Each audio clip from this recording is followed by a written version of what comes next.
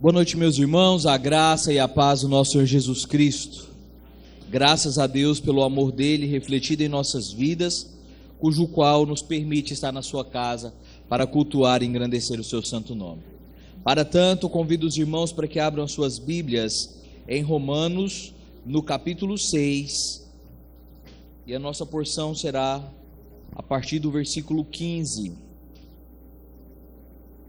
até o versículo 23.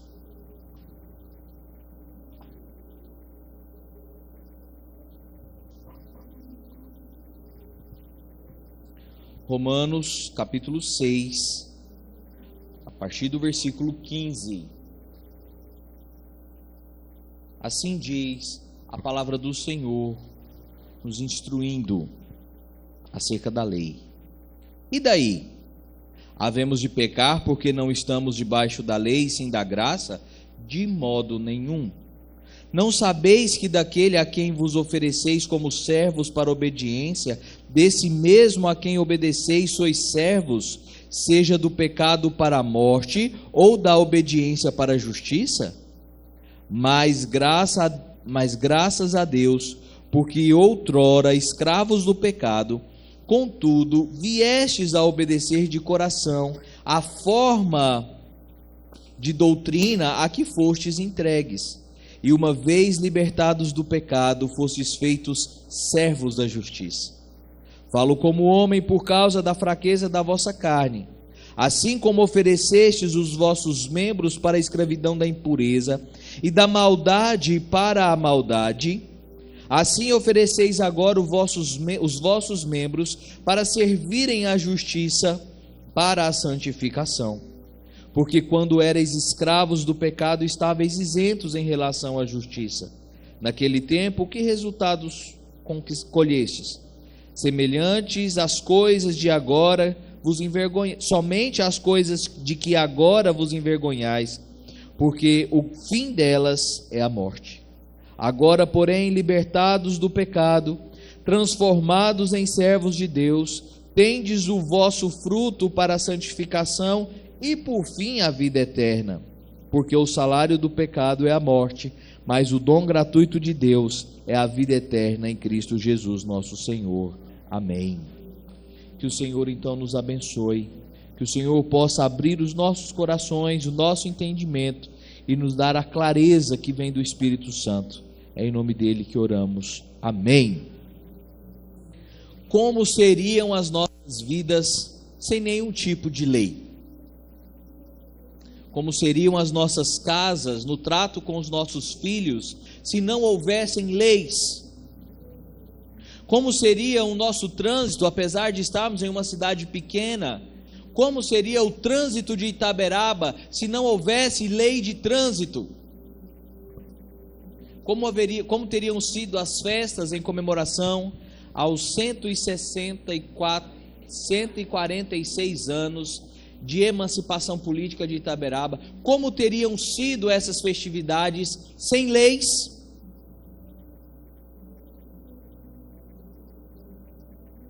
Há muitos, meus irmãos, estarem subjugados a leis é viver uma vida de total escravidão. Para muitos, defender o que é anarquia seria o mais indicado ou a mais clara demonstração de liberdade.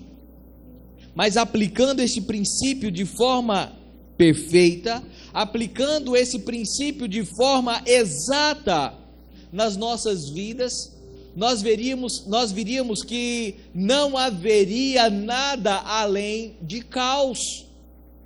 Uma vida sem lei é uma vida de caos. É exatamente o que Satanás quer plantar no coração das pessoas.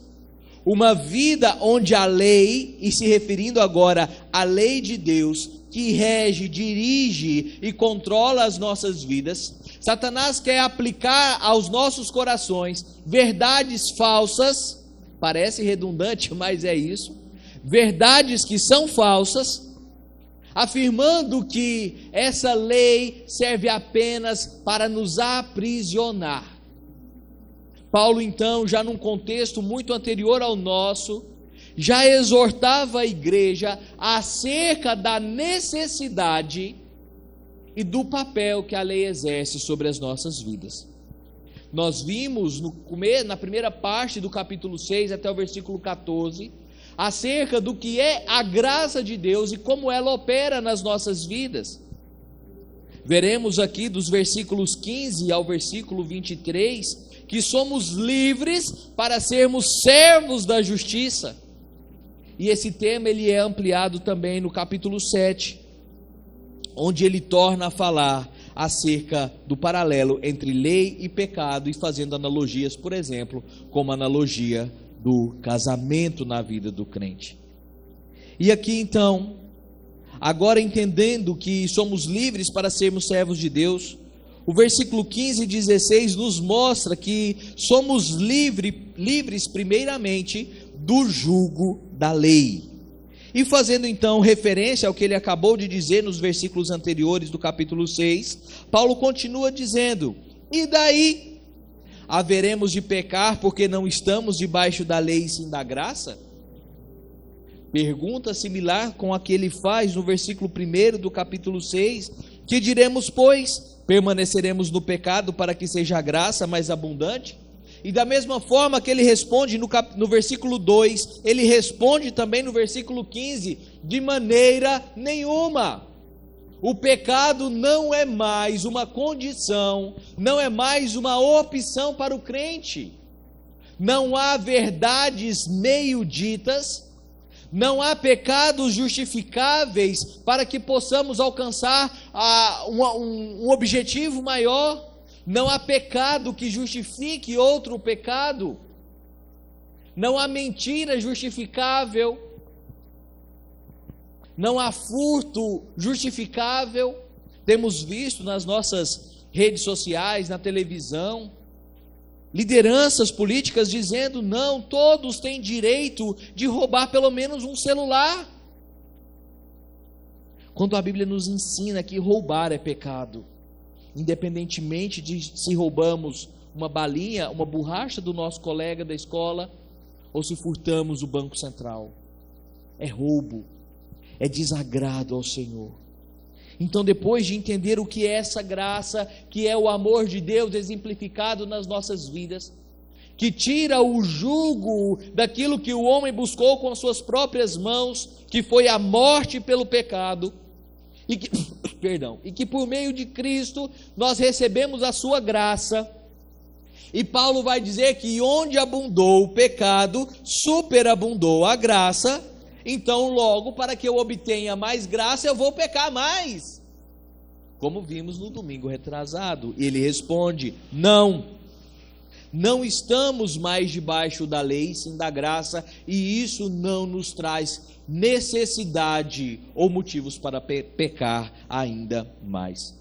Paulo aqui, ele está respondendo claramente uma religião já existente naquela época, que era uma religião antinominista, ou qualquer padrão anti-lei.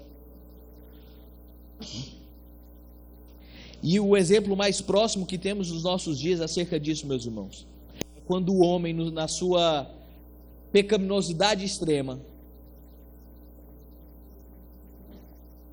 usa a palavra de Deus então para distorce a palavra de Deus para acomodar os seus pecados.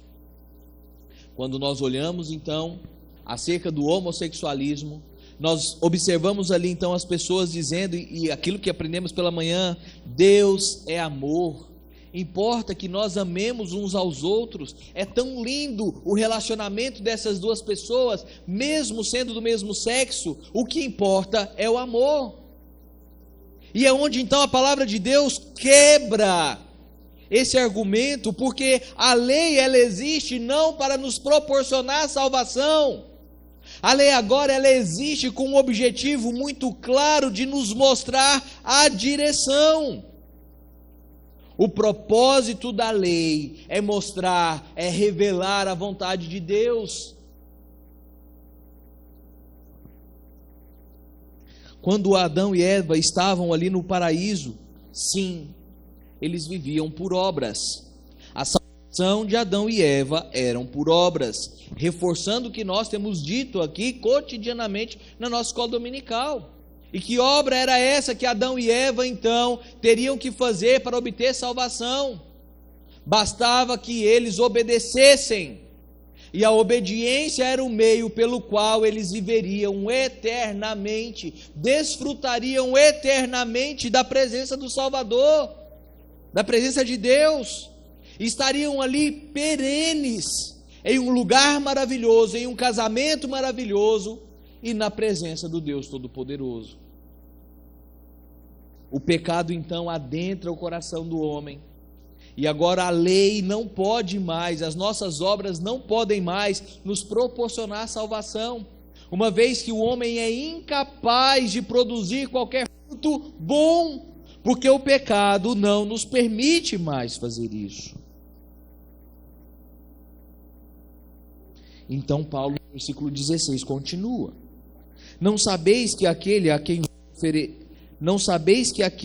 quem vos ofereceis como servos para obediência, desse modo a quem obedeceis sois servos, seja do pecado para a morte ou da obediência para a justiça?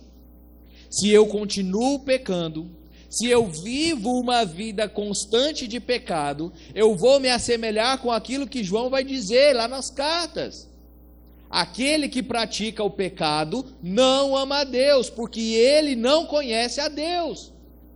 E todos aqueles que vivem uma vida deliberada de pecado, todos aqueles que vivem uma vida de servidão a Satanás, sim, é a ele que está a sua fidelidade, e não ao Senhor Todo-Poderoso. Deixa eu colocar, está falhando. E não ao Senhor Todo-Poderoso, e a contrapartida é real. Se eu sou desobediente, se eu sirvo a minha carne, se eu sigo a vontade do meu coração, eu sou servo de Satanás. Mas se eu vivo uma vida de obediência e justiça, eu sou servo do Deus.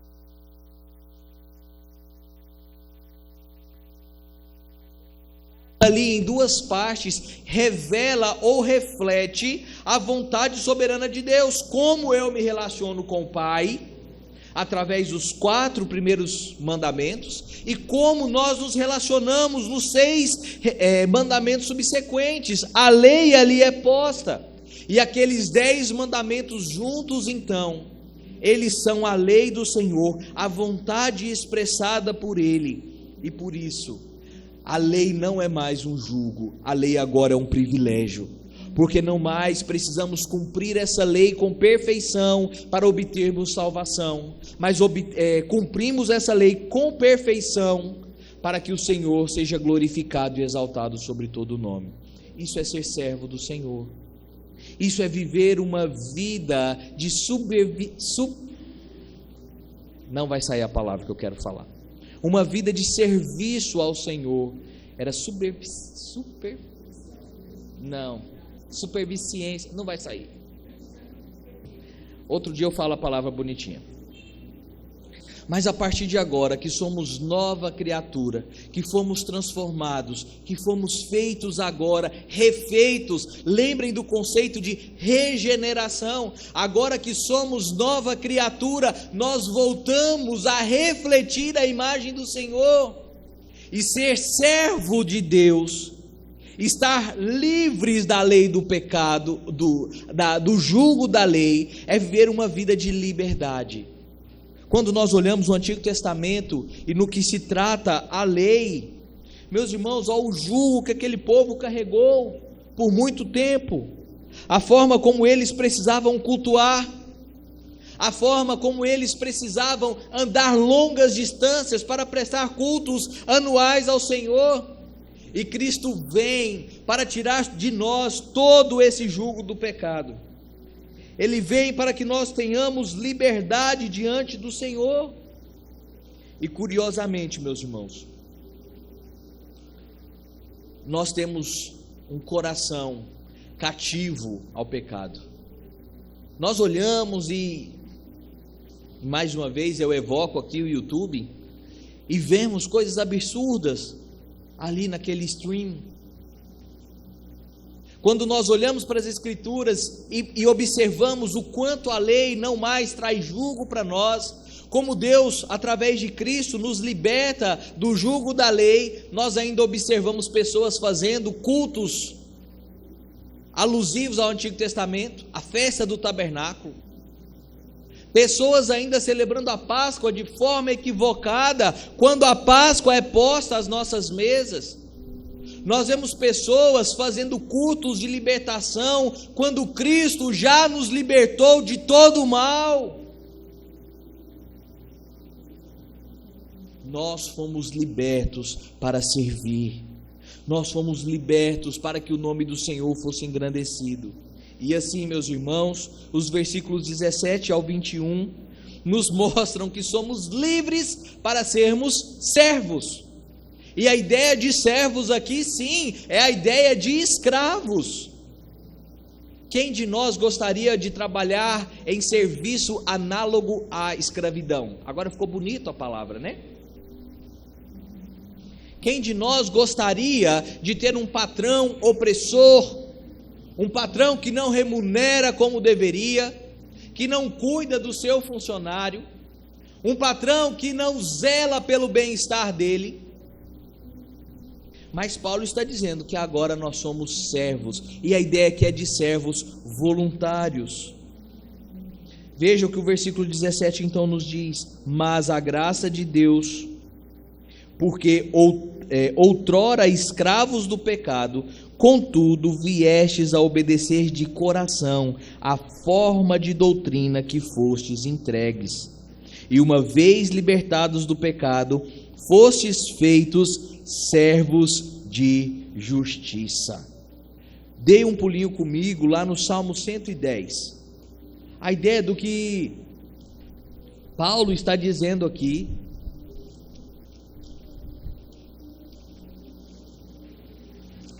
E a pergunta que faço antes de lermos é: você iria para a guerra na Ucrânia? Sim. Você iria para a guerra na Ucrânia? Não estou fazendo nada, vou lá guerrear na Ucrânia contra a Rússia.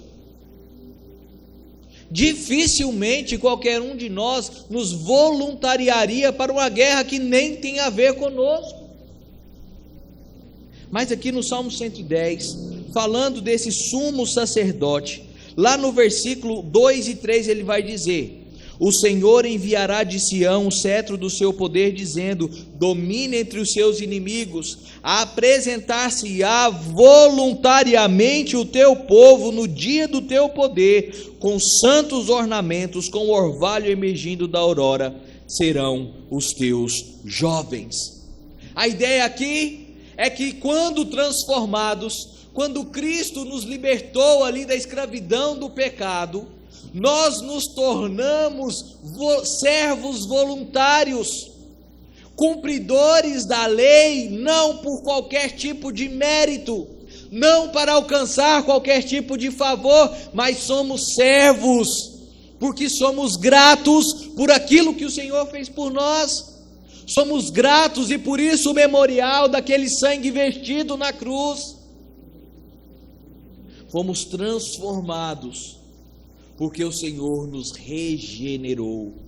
E Paulo, escrevendo aqui, obviamente, ele agradece ao Senhor pela conversão daquela igreja, porque o Senhor havia escolhido aquela igreja em Roma para alcançar, para transformar a vida daquele povo. Imaginem só a contextualização que já fizemos aqui outrora, o contexto em que Roma era emergido. E se você tem dúvidas do que era Roma,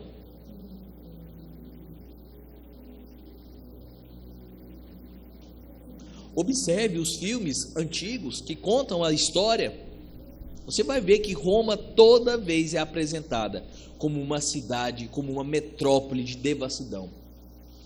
Inúmeros problemas morais eram apresentados ali, mas aquela igreja permanecia fiel, porque ela era grata por aquilo que o Senhor tinha feito por eles. E a pergunta que faço, meus irmãos, nós temos sido fiéis ao Senhor? Nós temos sido gratos por aquilo que o Senhor fez por nós? Não é por aquilo que Ele fará, porque qualquer coisa que o Senhor faça por nós hoje, inclusive o ar que Ele nos fornece, isso já é um bônus, porque estávamos mortos nos nossos delitos e pecados, porque estávamos em uma condição de total desprezo, de total longura da presença do Senhor, e Ele nos resgatou, nos dando vida, e vida em abundância. O que mais resta? Por que esperar agora um milagre inédito? Por que esperar novas revelações, uma vez que a lei nos foi dada, a lei é cumprida para a glória do Senhor, porque Ele nos salvou, porque Ele nos regenerou. Essa lei não é mais para nos trazer jugo, essa lei é para que nós possamos viver e viver bem. Qual de nós pais, em momento de raiva, né, em um momento de correção equivocada com os nossos filhos, não disse a ele assim: você quer fazer? Já que você quer fazer, faça, vai e faça do seu jeito, veja se dá certo. E há quem diga que praga de mãe cola, né? Cola? Alguém riu. A ideia, meus irmãos, a ideia que a Bíblia nos dá, o que Deus nos mostra, é que Ele não deixa o seu povo solto, Ele dá a sua lei, Ele cuida do seu povo. Veja o que Ele faz com o povo lá no Egito. O povo sai do Egito, o povo murmura contra Deus, Deus estende a sua poderosa mão, salva o povo das mãos dos egípcios, cuida do povo de Israel durante o deserto. E a cada feito que o Senhor faz, o Senhor se volta ao povo e diz: depois de ter feito, depois de ter dado água, depois de ter dado alimento, depois de ter dado cobertura do sol, depois de ter protegido do frio, Ele diz: agora atentem às minhas palavras, cumpra os meus mandamentos, cumpra os meus estatutos, e tudo te irá bem. Veja o livro de Êxodo, Deuteronômio, Números, o Senhor repetindo isso diversas vezes, apontando aqui para uma glória, apontando aqui para uma misericórdia infinita, porque não é a forma como nós agimos. Nós somos vingativos, nós queremos que os nossos filhos cumpram as nossas ordens por simples vontade, e não porque isso é bom. Queremos que os nossos filhos sigam exemplos dos outros, mas não os nossos. Nós somos livres para seguir a Jesus, porque Ele nos salvou. Nós somos livres para servir, porque agora somos nova criatura. Qual é a condição de um escravo? Fazer o que lhe manda no tempo que lhe mandam. Mas a perspectiva cristã aqui é de que somos servos. E Paulo, em outro momento, vai dizer: todas as coisas lhes são lícitas, vocês são livres para fazerem o que quiser. E você literalmente é. A prova de que somos realmente livres, a prova de que Deus não é um Deus autoritário, é porque Ele nos criou assim. Porque se Deus fosse um Deus autoritário, se Deus fosse um Deus que não quisesse nos criar livres, por que Ele teria permitido que nós pecássemos? Ou melhor, por que Ele teria decretado o pecado? Ele deu a opção a Adão e Eva para seguirem a sua lei, para andarem nos seus caminhos. E muitas pessoas perguntam: por que Adão e Eva pecaram? Porque Deus os criou livres. E quando alguém te perguntar assim: por que Deus está? Onde Deus está? Deus está com as costas viradas para a humanidade. Olhem as atrocidades que nós temos vivido. Então você pode responder: o Senhor está onde Ele sempre esteve, no seu soberano trono. E o mundo está como está, porque o homem não soube usar da sua liberdade, uma vez que, sendo livres, foi convocado a obedecer, e usando da sua liberdade se afastou da presença do Senhor. E talvez seja essa a sua condição hoje, de um afastamento mortal do Senhor. Ele permanece sentado no seu trono, e você aonde está? Por onde os seus pés têm trilhado os seus caminhos, meus irmãos? Há um padrão.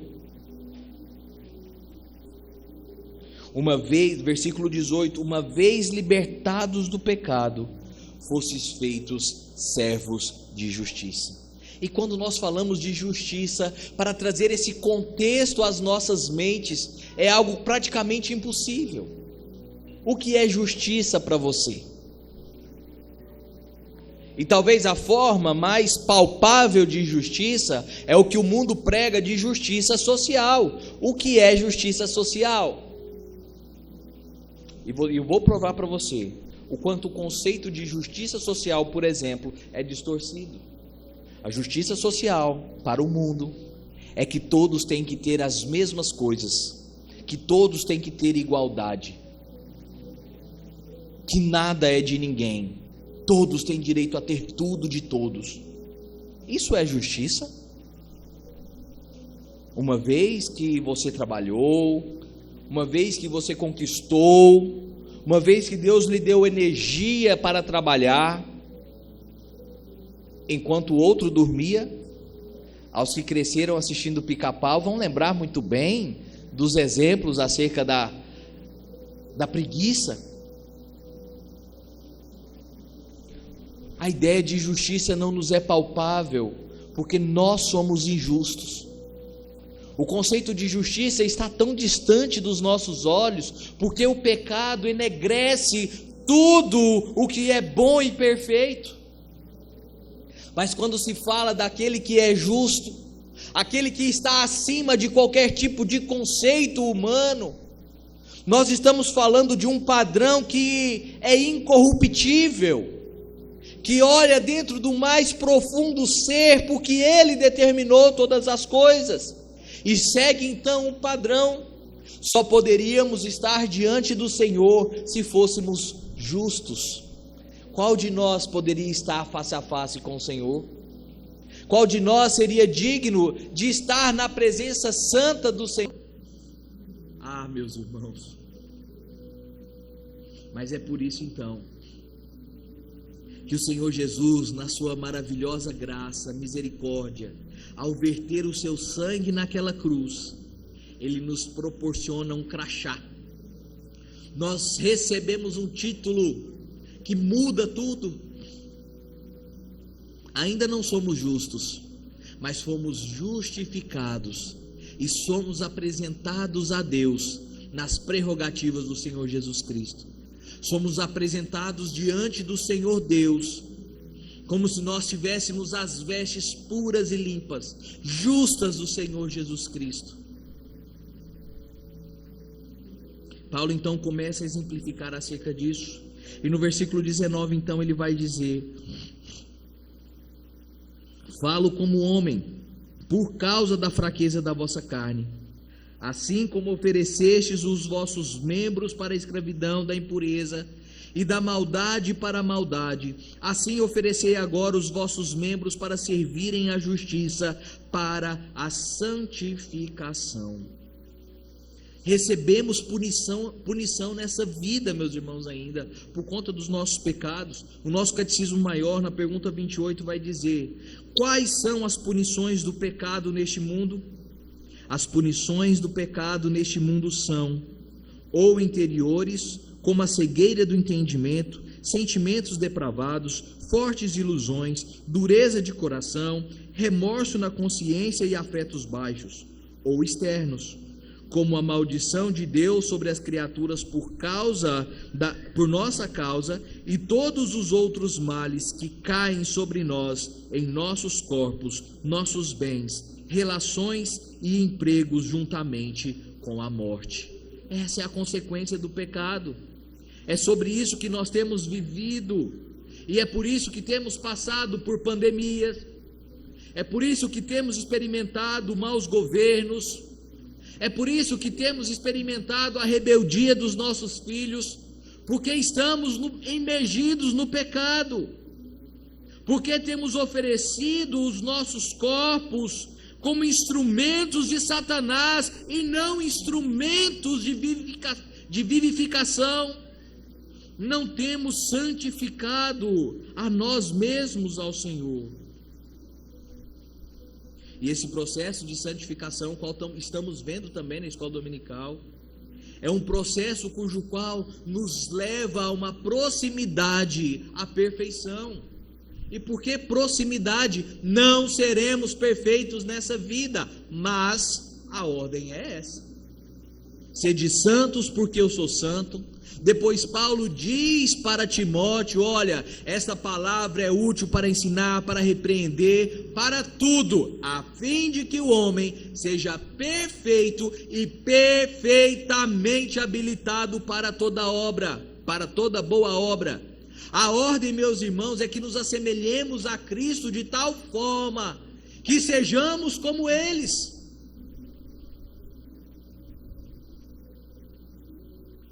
É interessante quando os filhos vão crescendo e começam a pegar os trejeitos dos pais. Geralmente os meninos, os trejeitos dos pais, as meninas, os trejeitos das mães, porque de tanto observar, de tanto conviver, eles pegam esse jeitinho. Nós convivemos com os nossos filhos, ou deveríamos conviver, na melhor das hipóteses, temos nossos filhos que já estudam fora, deveríamos viver com eles. Como é que nós parecemos com Cristo se nós estamos caminhando cada vez mais para um caminho distante dele? Como é que eu posso parecer com Cristo se eu não o conheço? Como é que eu posso parecer com Cristo se eu não amo a sua lei? Como é que eu posso parecer com Cristo se o mundo fala mais alto no meu coração? Se a vontade da minha carne fala mais alto? Como eu posso me tornar mais próximo do Senhor se eu não vivo como Ele vive ou como Ele viveu? Então versículo 20 e 21 dizem assim: porque quando éreis escravos do pecado, estáveis isentos em relação à justiça. A ideia aqui não é que você era inocente, mas a ideia é que você estava sem a justiça de Deus. Naquele tempo, que resultado colhestes? Somente as coisas que agora vos envergonhais, porque o fim delas é a morte. Se você se lembrar do que falamos pela manhã, acerca do que é não ter satisfação, acerca do arrependimento para a vida, é de olhar para tudo aquilo que fizemos de mal, de todo aquele caminho que percorremos longe do Senhor, e nos envergonhar, nos entristecer, não para que isso traga julgo sobre nós, mas para que nós entendamos que andamos há muito tempo como cegos, mas agora seguimos a luz que é Cristo Jesus, que agora vivemos em novidade de vida, e por isso ser servos. E a ideia de ser servo do Senhor é experimentar todos os benefícios, todo o derramar do seu amor sobre as nossas vidas, de sermos justificados, adotados, de termos um processo de santificação cada dia mais produtivo. Quanto você produz no seu trabalho? Se você é como o presbítero Moisés, que é vendedor, ou o presbítero Ricardo, que trabalham por produtividade, com certeza eles têm a sua gorda comissão. Sim, é gorda. O presbítero Moisés também. Nós trabalhamos, e é mérito, é bíblico. Mas quando nós falamos do processo de santificação, quanto nós temos trabalhado para nos parecermos mais com Cristo? Quantas desculpas não temos dado para não estar nas reuniões de oração? Quantas desculpas temos dado para não estar ou não executar o culto doméstico, por exemplo, com os nossos filhos? Mas a Peppa Pig tem todo dia no seu lado o seu filho. Quanto de nós tem se dedicado para parecer mais com o nosso Salvador?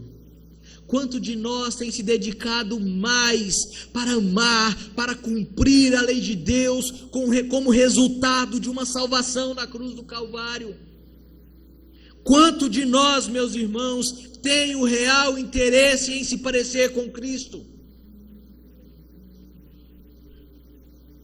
Tudo aquilo que vivemos era um caminho de morte, mas agora caminhamos para um caminho de luz. E por isso somos livres para a justiça de Deus. É o que os versículos finais nos dizem, no versículo 22 e 23.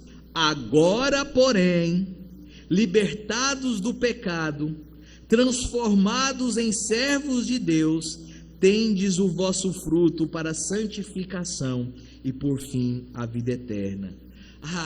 A ideia a ilustração mais próxima que eu posso ter disso, de ser agora uma nova criatura, de ser livre em Cristo Jesus, é a ideia de um cachorro na coleira.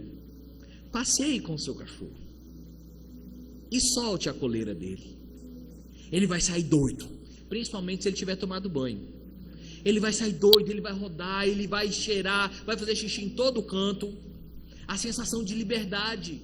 E é sobre isso que a Bíblia diz: de fato você é livre. E outra vez, quando Paulo se refere a dizer que todas as coisas lhe são lícitas, mas nem todas lhe convêm, é porque você pode de fato fazer tudo aquilo que Deus ofereceu para que você tenha. O conceito equivocado, por exemplo, de comida: comemos para espapocar o estômago, comemos até obtermos obesidades mórbidas. Eu vou falar só da mórbida porque eu só estou na 1. A ideia de olhar para a comida porque eu preciso. O problema está na comida, meus irmãos. Quando nós olhamos para o trabalho, cujo qual o Senhor nos ordena na sua lei, porque 6 dias trabalharás e farás toda a sua obra, mandato cultural, vá trabalhar, preguiçoso. A ideia de que nós tenhamos que trabalhar, o trabalho é ruim, pelo contrário, a Bíblia diz que o trabalho dignifica o homem. Mas quando a pessoa então se dedica ao trabalho de forma exacerbada, quando aquilo passa a ser um ato um momento de que consome a vida da pessoa por questões gananciosas de ter mais, de conquistar mais, de ter tudo, o problema está no trabalho, o problema está no coração ganancioso. Poderíamos aplicar isso à bebida, que Deus de tão bom grado nos dá. E quando eu digo bebida alcoólica, bebida não alcoólica. Quantos de nós conseguem parar no primeiro copo de Coca-Cola? É fácil acusar as bebidas alcoólicas, mas o problema está no nosso domínio próprio. Mas quando nós entendemos, eu sou livre para comer de tudo o que Deus produziu, de tudo que Deus criou para mim. Eu posso comer e comer com domínio próprio, porque a comida não me domina mais. Eu posso trabalhar, obter sustento para minha família. Eu posso trabalhar e conquistar riquezas, inclusive para deixar para os meus filhos, sem que isso venha me consumir. Eu posso beber um copo de Coca-Cola sem que isso destrua a minha gastrite, acaba com o meu estômago. Eu posso, inclusive, fazer uso de bebida alcoólica sem que eu me torne um alcoólatra, porque eu sou livre e nenhuma dessas coisas me domina mais, porque o Senhor Jesus Cristo me libertou de todo o pecado. Nós somos um novo homem, uma nova criatura, e vivemos então para sermos santificados.